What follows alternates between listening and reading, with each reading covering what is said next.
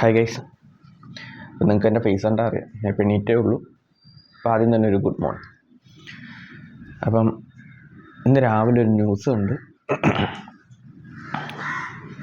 മലപ്പുറം കാളികാവിലെ ഒരു 2.5 വയസ്സുകാരി മരിച്ചവരെ കൊന്നു സ്വന്തം അച്ഛൻ. അതും ക്രൂരമായി മർദ്ദിച്ചു കൊന്നു. അത് കണ്ടതിൻ്റെ ഒരു ഷോക്കാണ്. അത് കണ്ടിട്ട് എന്തോ മനസ്സിനൊരു ഇത്, സ്വന്തം അച്ഛനൊക്കെ ഇമാതിരി മർദ്ദിച്ച് കൊല്ലുക എന്ന് പറഞ്ഞാൽ ആ പോസ്റ്റ്മോർട്ടം റിപ്പോർട്ടിലൊക്കെ പറയുന്നത് കേട്ട് കഴിഞ്ഞാൽ നമുക്ക് തന്നെ ഇത് ഷോക്കാതിരിക്കുന്നങ്ങനെ. വാരിയെല്ല് പൊട്ടുക, തലച്ചോറിളകുക, ഇമാതിരി അടി, ദേഹത്ത് മൊത്തം പെടലിക്കുക, അവിടെയെല്ലാം പാടുകൾ, മർദ്ദിച്ച പാടുകൾ. അത് കേട്ടപ്പോൾ ആ കൊച്ചനുഭവിച്ച വേദനകളും കാര്യങ്ങൾ ആലോചിക്കുകയാണ്. അതും കണ്ടിന്യൂസ് ആയിട്ടുള്ള മർദ്ദനങ്ങൾ. റൂമിൽ എന്തിൻ്റെ പേരിലാണെന്നറിയത്തില്ല, വീട്ടിലെ വഴക്കമായിരിക്കാം, അത് കൊച്ചിൻ്റെ ദേഹത്ത് തീർക്കുമായിരിക്കും.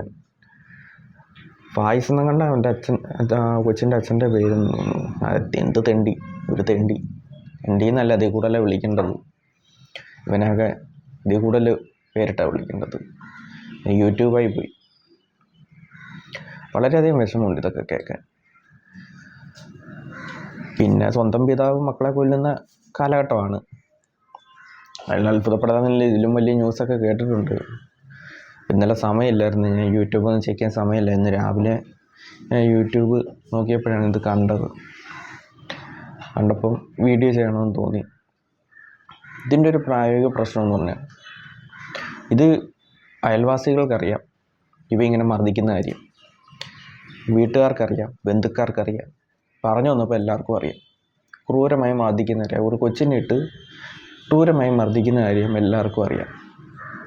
അവൻ കഞ്ചാവാണ് എന്തോണെന്നൊരു ബോധമില്ല, അല്ലെങ്കിൽ തലയ്ക്ക് വല്ല ഭ്രാന്താണെന്ന് അറിയത്തില്ല, അല്ലെങ്കിൽ ഇമാതിരി പ്രവൃത്തി ചെയ്തില്ല.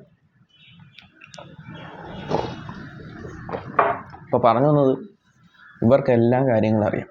ഈ കൊച്ചിനെ ഇമാതിരി മർദ്ദിക്കുന്നത് ഇതിനു മുമ്പ് കുറേ മാസങ്ങൾക്ക് മുമ്പ് തൊട്ടേ ഈ മർദ്ദനമൊക്കെ ഉണ്ട്. നിലവിളി കേൾക്കുന്നുണ്ട് കൊച്ചിൻ്റെ, അവിടുന്ന് ബഹളം കേൾക്കുന്നുണ്ട്, ഇതെല്ലാം കേൾക്കുന്നുണ്ട്. ഒരാൾക്ക് കൂടി ഒന്ന് റിപ്പോർട്ട് ചെയ്യാൻ പറ്റുന്നില്ലെന്നുള്ളതാണ്. വീട്ടിൽ സാധാരണ എൻ്റെയൊക്കെ അച്ഛനും അമ്മയും എല്ലാവരുടെ അച്ഛനും അമ്മയൊക്കെ അടിച്ചിട്ടുണ്ട്. തെറ്റ് കാണിക്കുമ്പോൾ അടിച്ചിട്ടുണ്ട്, അവർക്ക് ദേഷ്യം വരുമ്പോൾ അടിച്ചിട്ടുണ്ട്, ഇല്ലെന്ന് പറയുന്നില്ല. എന്നും പറഞ്ഞ് നിരന്തരം അടിക്കുകയോ ഒരു കാര്യമില്ലാതെ നമ്മുടെ വീട്ടിൽ നിന്ന് നിലവിളി കേൾക്കുകയോ അങ്ങനെ ആരും ചെയ്യുന്നില്ല. അപ്പം അത് ചെയ്യുമ്പം ഒരാൾക്ക് കൂടി ഇത് റിപ്പോർട്ട് ചെയ്യാനോ ഒന്നിനും തോന്നിയിട്ടില്ല. ആരെങ്കിലും തോന്നിയിരുന്നെങ്കിൽ ഈ ഒരു അവസ്ഥ ചിലപ്പോൾ ആ കൊച്ചിനുണ്ടാവത്തില്ല. നമ്മുടെ സിസ്റ്റത്തിൻ്റെ ഒരു കുഴപ്പമാണ് ഞാൻ പറയാൻ പറ്റുന്നത്. ഇപ്പം വെളി രാജ്യങ്ങളിൽ, ഫോറിൻ കൺട്രീസിലൊക്കെ എന്ന് പറഞ്ഞു കഴിഞ്ഞാൽ അവിടെ ഒരു ചൈൽഡിന് തന്നെ ഒരു സിസ്റ്റം ഉണ്ട്. അത് താഴെത്തട്ട് ചെയ്തോട്ടേ ഉണ്ട്. അതായത് സ്കൂളുകളിലുണ്ട് ഒരു ടീമുണ്ട്, അവരുടെ തന്നെ ഒരു ടീം. നമ്മൾ ആൻറ്റി റാഗിങ് പോലെ തന്നെ സ്കൂളുകളിൽ തന്നെ ഒരു ചൈൽഡിൻ്റെ വെൽഫെയറിന് വേണ്ടിയിട്ടൊരു ടീമുണ്ട്. ഈ അബ്യൂസ്മെൻറ്റും കാര്യങ്ങളൊക്കെ ഒഴിവാക്കാൻ വേണ്ടിയിട്ട്. നമ്മുടെ നാട്ടിലൊക്കെ എന്ന് പറഞ്ഞാൽ വല്ലപ്പോഴും ഒക്കെ ഒരു കൗൺസിലിങ് വരുന്നതാണ്. ചൈൽഡ് വെൽഫെയർ ടീമുകൾ വല്ലപ്പോഴും ആണ്ടില്ല, ചില സ്കൂളിലൊന്നും വരുത്തുമില്ല. ഒരു ചടങ്ങ് ഇറക്കാണ്ടി വല്ലപ്പോഴും വന്നൊന്ന് തിരക്കിയിട്ടങ്ങ് പോകും, ഇത്രേ ഉള്ളൂ, ആരും പറയത്തുമില്ല. ഇതുവരെ സ്കൂളിലൊരു ടീം, ഒരു ക്ലസ്റ്റർ രൂപീകരിച്ചിട്ടുണ്ട്. സ്കൂളുകളിൽ മാത്രമല്ല, അവിടെ ഓരോ റെസിഡൻഷ്യൽ ഏരിയ, ആ ഏരിയ ഭാഗത്തും കാണും ഒരു ടീം കാണും. അപ്പം അധ്യാപകർ ഉൾപ്പെടുന്ന ഒരു ടീമായിരിക്കും ഇപ്പോൾ സ്കൂളുകളിൽ വരുമ്പം. അപ്പോൾ അവർ ആ ചെറിയ ഇപ്പം നമ്മുടെ ഇവിടുത്തെ അംഗനവാടി പോലെ തന്നെ അവിടെ ഉണ്ട്. അപ്പോൾ അവിടുത്തെ ബോഡി സ്കൂളുകളിൽ തൊട്ടേ അവർക്കുണ്ട്. അപ്പോൾ കൊച്ചിൻ്റെ ദേഹത്ത് ഒരു പാട് ഒരു ദിവസം പെട്ടെന്ന് കാണുവാണെങ്കിൽ അവിടുത്തെ ടീച്ചർ അത് അന്വേഷിക്കും. കൊച്ചിൻ്റെ അടുത്ത് ആദ്യം ചോദിക്കും, പിന്നെ അത് വീട്ടിൽ അന്വേഷിക്കും. ഇപ്പം അങ്ങനെ പാടുകൾ നിരന്തരം കാണുകയോ അല്ലെങ്കിൽ 2 ദിവസം കാണുകയോ കൊച്ചൊരു ഇതായിട്ടിരിക്കുന്നെങ്കിലോ അവരുടനെ ഈ സെല്ലിന് റിപ്പോർട്ട് ചെയ്യും. അവരത് വന്ന് ചെക്ക് ചെയ്യും, വീടുകളിൽ വന്ന് ചെക്ക് ചെയ്യും. അവരുടെ സംസാരത്തിൽ, കൊച്ചിൻ്റെ സംസാരം, അവരുടെ സംസാരത്തിൽ എന്തെങ്കിലും ഒരു മിസ്മാച്ച് ഉണ്ടെങ്കിൽ അവരത് റിപ്പോർട്ട് കൊടുക്കും. അവരത് അന്വേഷിക്കും, പോലീസ് അത് അന്വേഷിക്കും. കുഴപ്പമില്ലെങ്കിൽ ഓക്കെ, ദാറ്റ്സ് ഓൾ, അത്രേ ഉള്ളൂ. ഇനി അതെന്തെങ്കിലും പ്രശ്നം ഉണ്ടെങ്കിൽ അവർ റിപ്പോർട്ട് കൊടുക്കും, നേരെ കോർട്ടിൽ പോകും, അങ്ങനെ പ്രശ്നമാവും. നെയ്ബേഴ്സിൻ്റെ അടുത്തൊക്കെ ചോദിക്കും, അങ്ങനെ പല കാര്യങ്ങളുണ്ട്. അതുകൊണ്ട് അവിടെ പൊതുവെ അത് കുറവാണ്. ആളുകൾക്ക് അത് ഒരു ബോധം അതുണ്ട്. മനസ്സിലായോ? ഇവിടെ എന്തുണ്ട്? ഇവിടെ ചൈൽഡ് വെൽഫെയർ ഉണ്ട്. എന്തോ ഒരു സ്കൂളിൽ വെച്ചിട്ട് ഒരു സെല്ല് രൂപീകരിക്കാൻ ആർക്കും പറ്റത്തില്ലേ? അതാർക്കും കഴിയത്തില്ലേ? അത് കഴിഞ്ഞാൽ എന്തോരം പ്രശ്നങ്ങൾ ഒഴിവാകും. എത്ര കുട്ടികളാണ് മരിക്കുന്നത് ഇതേപോലെ. അത് ഒഴിവാക്കാൻ പറ്റത്തില്ലേ? അപ്പം എല്ലായിടത്തും നല്ല റൂൾസ് കൊണ്ടുവരിക. ആവശ്യമുള്ള റൂൾസ് എല്ലാവരും ഇവിടെ നമ്മുടെ നാട്ടിലും കൊണ്ടുവരണം. ഇത്രയും എഡ്യൂക്കേറ്റഡ് ആയിട്ടുള്ള ആൾക്കാരെന്നൊക്കെ പറയുന്നതിൽ കാര്യമില്ല, പറഞ്ഞുകൊണ്ടിരുന്നിട്ട് കാര്യമില്ല. സാധാരണക്കാർക്ക് അതൊന്നും ചെയ്യാൻ പറ്റത്തില്ല. അപ്പോൾ മുൻപിൽ നിൽക്കുന്നവർക്ക്, ആ പൊസിഷനിൽ ഇരിക്കുന്നവർക്ക് ഇതൊക്കെ ഇങ്ങനെയുള്ള ഓരോ കാര്യങ്ങൾ കൊണ്ടുവരിക. അല്ല ചുമ്മാ ശമ്പളവും മേടിച്ചിട്ട് ചുമ്മാ അവിടെ ഇരുന്നിട്ട് മുമ്പ് പഴയ സിസ്റ്റം എന്ന് പറഞ്ഞുകൊണ്ട് ഇപ്പോഴും അതേ സിസ്റ്റം ഫോളോ ചെയ്യുകയല്ലേ. അവർ പുതിയത് ഇംപ്ലിമെൻ്റ് ചെയ്യുക. ഏതാണ് ബെറ്റർ, സൊസൈറ്റിക്ക് ഏതാണ് ബെറ്റർ എന്നുള്ളത്. അവർ ഒന്നുമില്ലെങ്കിലും ഒരു സർവീസ് പൊസിഷനിൽ ഇരിക്കുന്ന ആൾക്കാരൊക്കെ അല്ലേ, അവരിതൊക്കെ അല്ലേ ചിന്തിക്കേണ്ടത്. സൊസൈറ്റിയുടെ സർവീസ് എന്ന് പറഞ്ഞാൽ സൊസൈറ്റിക്ക് വേണ്ടിയിട്ടുള്ള, അപ്പോൾ സൊസൈറ്റിക്ക് വേണ്ടിയിട്ടുള്ള ഓരോരോ നല്ല കാര്യങ്ങൾ ചെയ്യുക എന്നുള്ളതാണ് കാര്യം. അപ്പോൾ ഇപ്പോൾ അവന് നല്ല ശിക്ഷ കിട്ടട്ടെ, അന്വേഷിക്കട്ടെ, ഇങ്ങനെയുള്ളവന്മാർ ഇനി ഉണ്ടാവാതിരിക്കട്ടെ. ഉണ്ടാവാതിരിക്കുക എന്ന് പറഞ്ഞാൽ ഇങ്ങനെയൊക്കെയുള്ള അതിന് തടയിടാനുള്ള കാര്യങ്ങൾ രൂപീകരിച്ചാലേ കാര്യമുള്ളൂ. അല്ലാതെ ചുമ്മാ ഓരോ കേസ് വരുമ്പോൾ കുറേ മാധ്യമ പ്രവർത്തകർ വന്ന് റിപ്പോർട്ട് ചെയ്യുന്നു. ഇപ്പം ഞാനുൾപ്പെടെ ആണെങ്കിലും ഇതണക്ക് കുറേ കാര്യങ്ങൾ പറയുന്നു, ആളുകൾ കേൾക്കുന്നു, പോകുന്നു, വീണ്ടും ഇതന്നെ ഉണ്ടാകുന്നു. അതിലല്ല അപ്പം നമുക്കിത് പറയാൻ, എനിക്ക് ചെയ്യാൻ പറ്റുന്ന ആ ഒരു കാര്യം എന്ന് പറഞ്ഞാൽ ഇങ്ങനെ കാര്യങ്ങൾ പറയാൻ എന്നേ പറ്റൂ.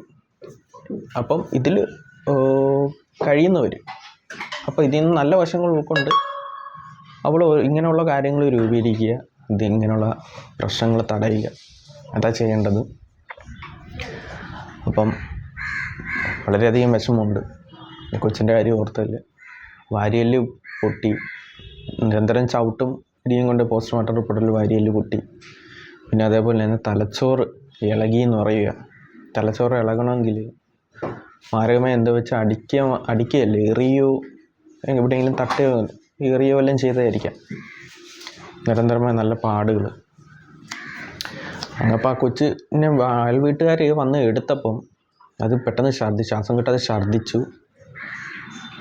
അപ്പം അവനത് പറയുന്നത് ഹോസ്പിറ്റലിലേക്ക് കൊണ്ടുപോകണമെന്ന് അവർ പറയുമ്പോഴേ അവനെ വിളിച്ചിട്ടില്ല. സംഭവം വണ്ടിയൊന്നും വിളിച്ചിട്ടില്ല. നിങ്ങൾ പൊയ്ക്കോ, അയൽക്കാരുടെ അടുത്ത് പറയുകയാണ്, നിങ്ങൾ പൊയ്ക്കോ, ഞാൻ ഹോസ്പിറ്റലിൽ പോകുന്നുണ്ട്, വേറെ കുഴപ്പമൊന്നുമില്ല, വെള്ളമൊക്കെ കൊടുത്തു. അപ്പോൾ അവനറിയാം. അപ്പോൾ അവന് ബോധമുണ്ട്, ഇല്ലെന്നൊന്നും പറയാൻ പറ്റത്തില്ല, നല്ല ബോധമുണ്ട്. അവൻ്റെ ആ കലിപ്പ് അവൻ തീർത്തത് ആ കൊച്ചിൻ്റെ അടുത്ത്. ഇവനൊക്കെ എന്തോ ചെയ്യണം, ഇവനൊക്കെ കിട്ടേണ്ടത് കൊടുത്തേ പറ്റൂ. അത് പോലീസ് സ്റ്റേഷനിൽ കൊടുത്തോളൂ, അത് വേറൊരു കാര്യം. നല്ലൊരു ശിക്ഷ അവന് കിട്ടട്ടെ എന്ന് എല്ലാ അച്ഛനമ്മമാരും വേണ്ടി. നല്ല അച്ഛനമ്മമാരുണ്ട്, മക്കളെ ഇതേപോലെ 1-2 അങ്ങ് ഇങ്ങൊക്കെ കാണും ഓരോ കുരുപ്പുകൾ. അവനൊക്കെ എന്തിനാ കെട്ടുന്നത്, എന്തിനാ കൊച്ചുങ്ങളെ നടക്കുന്നത്?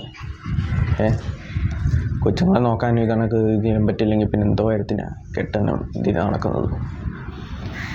കൂടുതലൊന്നും പറയുന്നില്ല, വളരെയധികം വിഷമമുണ്ട് രാവിലെ ഇത് കണ്ടതിൽ. ഇങ്ങനെയുള്ള കാര്യങ്ങൾ നടക്കാതിരിക്കാൻ ചെയ്യേണ്ട ഒരു കാര്യങ്ങൾ ചെയ്യട്ടെ, അത്രേ ഉള്ളൂ. അപ്പോൾ എല്ലാവർക്കും ബൈ.